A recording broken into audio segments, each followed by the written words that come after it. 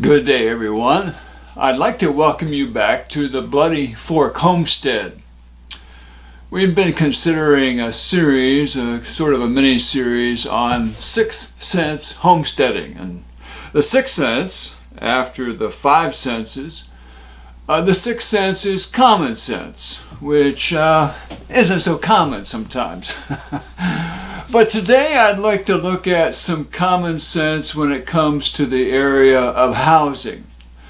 We've considered finances a little bit when it comes to homesteading, but today I want to consider housing. We're going to eventually look at 7 different areas. After this I want to look at water, food, and some other areas. But today I want to consider housing.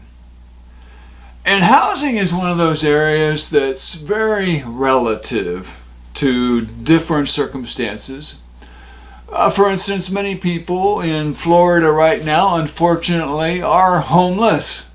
Their home was destroyed and they're having to seek temporary housing of some sort, either in a shelter, and they'll probably have some other kind of longer term housing, but it's going to be a long road to recovery for many of these people to get back into what they were used to as far as a home.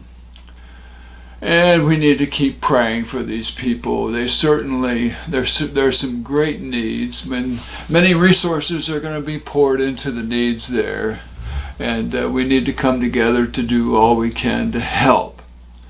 But specifically, I want to consider housing as it concerns homesteading. And homes, again, come in all kinds of different shapes and sizes. And even with homesteading, there are people today who live perhaps in an RV, a camper, and that's pretty much their permanent home.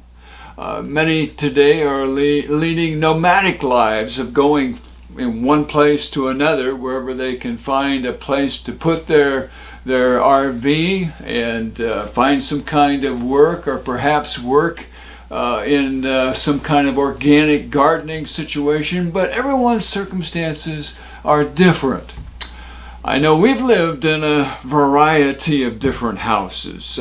We've lived in mobile homes. We've lived in a camper trailer, an older one. While we were building a house, we lived in that particular trailer for over a year. We've lived in houses. But when it comes to homesteading, there's a whole different purpose for our home.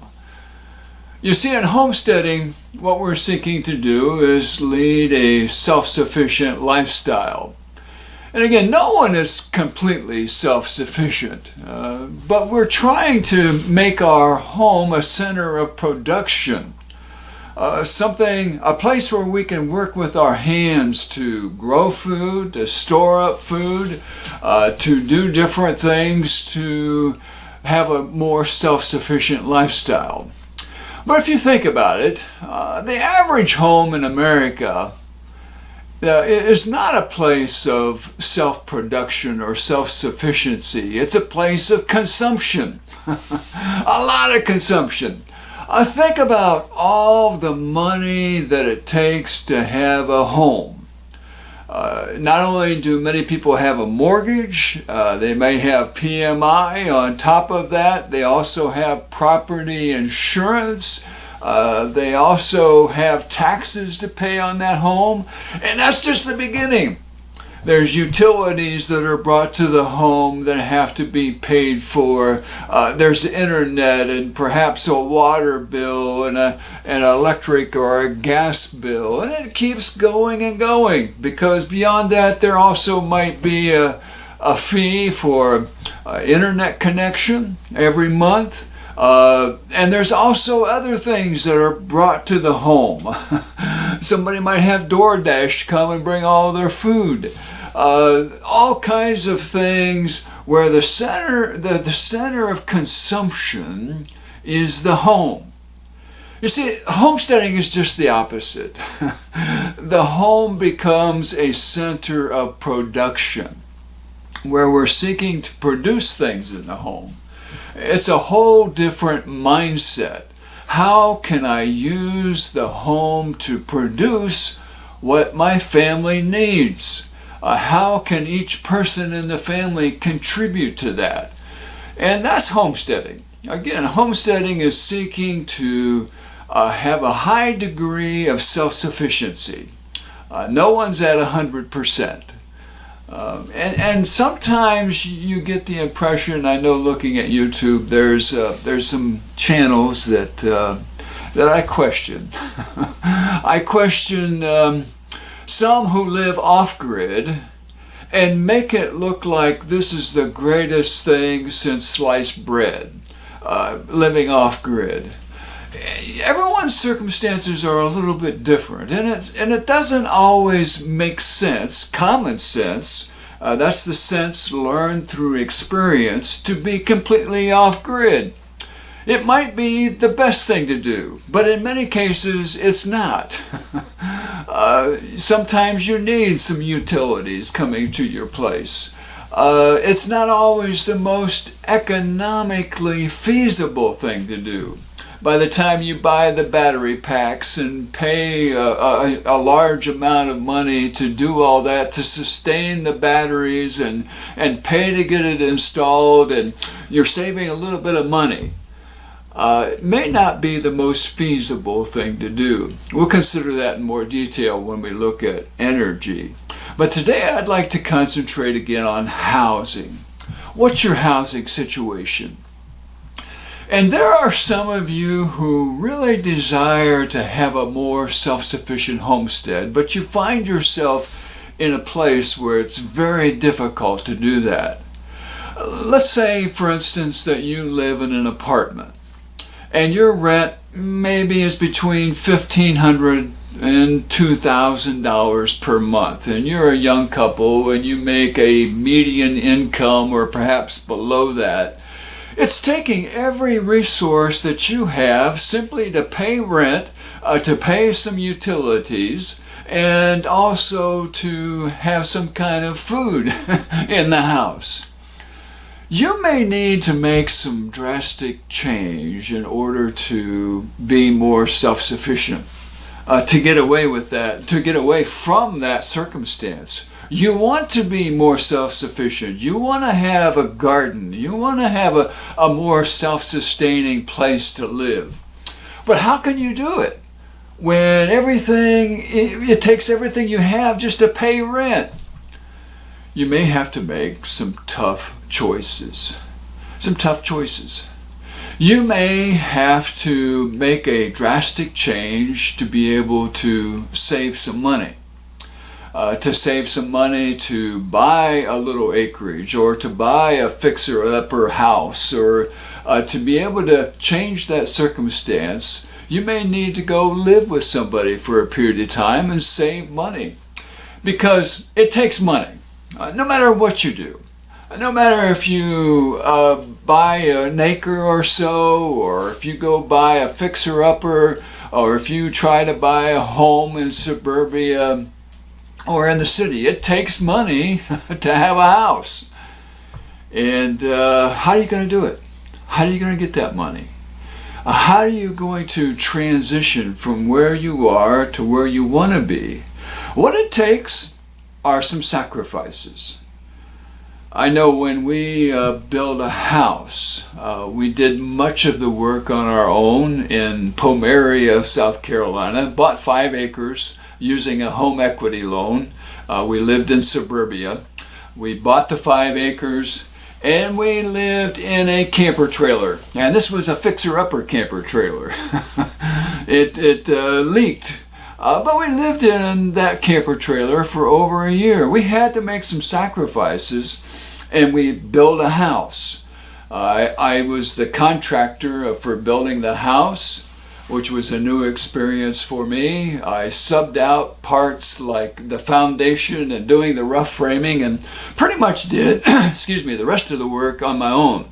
It was a learning experience, a lot to be learned through that, but we made some short-term sacrifice to have a better situation.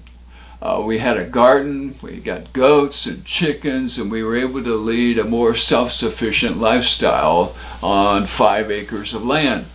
But you may have to make some sacrifice to get from where you are to where you want to be. I know from there we were able to sell that place when we found the place here in the mountains. 9 acres, we have a barn, we have a fenced-in area, we have a detached garage, a 2-car garage where I have a workshop. But this place too took some sacrifice.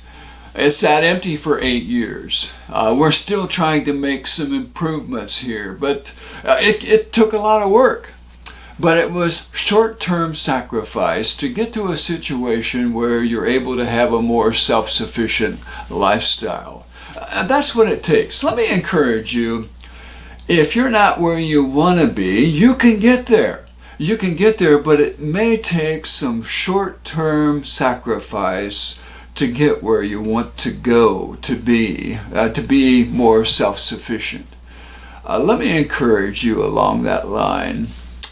In the homestead, our home is the center of production.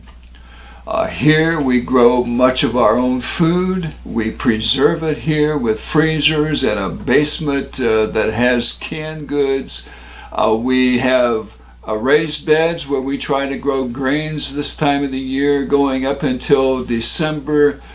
It's taken a lot to get here, but it was well worth it. It's great to be at a place where your security is in the home, your production is in the home. Just in closing, I want to talk about the economic necessity of this kind of lifestyle. Being able to get to where you can produce more on your own. I think it's economically imperative that you do it. Particularly if you have a median income and below, you're going to find yourself in great need. And all those things that you were used to maybe coming to your place, the supply chain of food and goods and utilities and all of those things, the supply chains are being cut. And many in Europe are finding this out with energy right now. They're wondering how they're going to make it through the winter time because supply chain disruptions with the war with Ukraine and Russia. That's just the tip of the iceberg. There's also supply chains when it comes to everything else that we're used to having come to us. There has to be a major shift here in your thinking. How can I make my home a center of production, not simply consumption, where everything comes to me? How can we produce things here? How can we get to that point? I think it's absolutely essential. Those people who lived through the Great Depression here in America, they learned that. They learned that the hard way many times. They learned that they needed to produce things in the home because the supply chains were broken. And even later, many of those supply chains went into war efforts. We have to learn to do it. We have to learn to be more self-sufficient. We have to learn to do things with our hands. Let me encourage you, make that your goal. Your housing situation really follows what your goals are. Are your goals to be more self-sufficient? Then there are certain things that you have to do when it comes to housing to make it that way. Let me encourage you, don't lose hope, don't lose that vision. There's great hope in being able to produce much of what you need as the Lord provides it on a place. In your garden, in your home, producing much of what you need. Let me encourage you, don't give up. Maintain the vision. Thank you very much.